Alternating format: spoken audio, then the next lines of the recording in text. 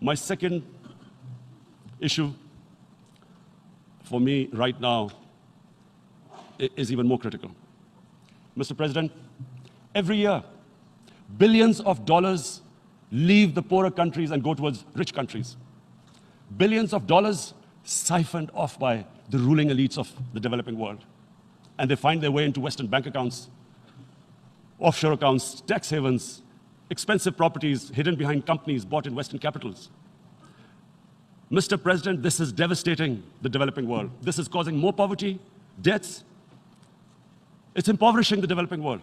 The difference between rich and poor countries is growing because of this.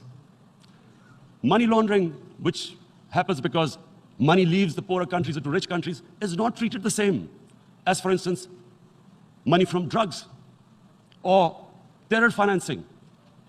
The seriousness which terror financing and money from drugs, the way it is treated, it's not the same. The way the poor countries are being plundered by their elites. It's not happening.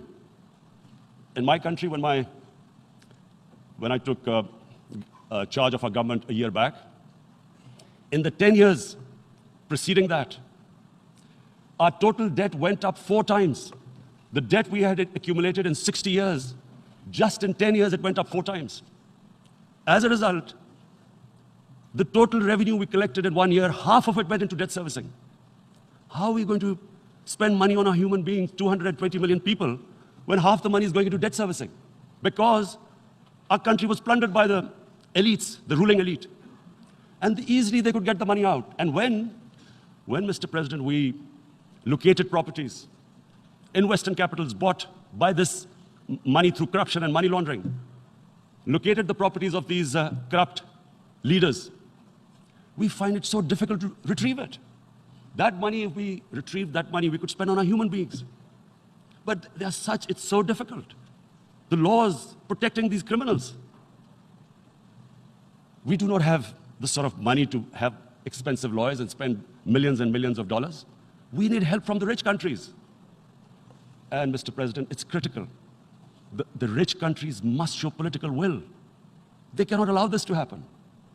How can the poor countries spend money on human development, which the United Nations asks, SDG? How are we going to do it when this money can easily leave our countries? So, unless the rich countries intend to build walls to stop economic refugees coming as we see right now, they must take action.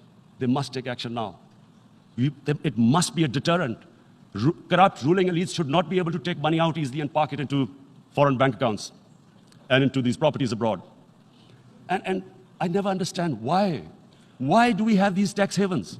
Why is this allowed? Why shouldn't rich people pay taxes? Why is it legal to have these tax havens where you have these secret accounts? Because, the world is changing. The population of the world is growing. Sooner or later, you're going to have a crisis. If the poor get poorer and the rich get richer, there is going to be a crisis sooner or later. So this is my second point. I hope that the United Nations takes a lead in this. It involves the IMF, the World Bank, Asian Development Bank. They must find a way of stopping this plunder of the developing world.